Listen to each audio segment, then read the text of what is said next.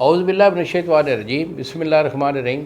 शुरू अल्लाह ताला के बाबरकत और पाक नाम से जो अपने बंदों पर बहुत ही ज़्यादा अपने ही हबीब पाक के सदक़े हमेशा से हम सब पर रहमत ख़ास फरमाने वाले हैं। कुश्ता साद हकीम बाबा सैफुल्लाह की तरफ से मेरे तमाम दोस्तों को अस्सलाम वालेकुम व रहमतुल्लाहि व बरकातुहू। जी तो दोस्तों, आज मैं उन लोगों से मुखातिब हूँ, शादीशुदा लोग, कि जिनका एक बड़ा ही डेंजरस एक इशू होता है कि जब वो वाइफ के पास जाते हैं तो उनके नफस में ढीलापन आ जाता है और ढीलेपन के साथ ही उनकी टाइमिंग जो है वो सिफर हो जाती है।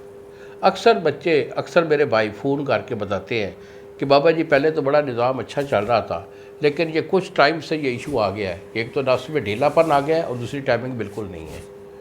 तो कोई बड़ी बात नहीं है बेटा, अगर ऐसा कोई इशू है तो मेरे साथ डिस्कस कर लें, मुझे फ़ोन करके मेरे से मशवरा ले लें। अगर मेरे से इलाज लेना चाहते हैं तो ज़रूर मशवरा कीजिए। यही मेरे 2 नंबर हैं जो सामने स्क्रीन पर आ रहे हैं। और अगर आप इस हिकमत के शुगल से वाकिफ़ हैं, अपने मिजाज को समझते हैं, तो फिर ये मेरा नुस्खा जो है इसको आप बना लें, इस्तेमाल कर लें। इंशाल्लाह ये इशू जो है ढीलेपन का और टाइमिंग नहीं है, ये 100% ठीक हो जाएगा।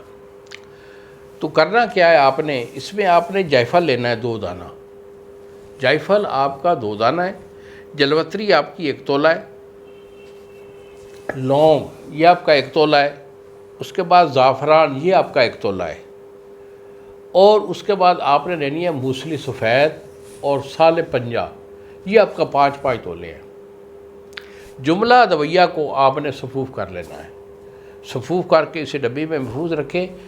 1 छोटा चम्मच चाय वाला या जो चावल खाने वाला चम्मच होता है वो आधा चम्मच आपने लेना है। निहार मुँह नहीं लेना, नाश्ता के बाद लेना है।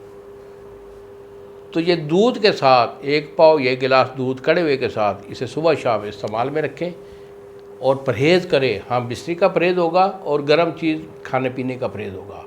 इस परहेज़ के साथ मेरी ये मेडिसिन इस्तेमाल कर लें, इंशाल्लाह ये आपका इशू हमेशा के लिए ख़त्म हो जाएगा।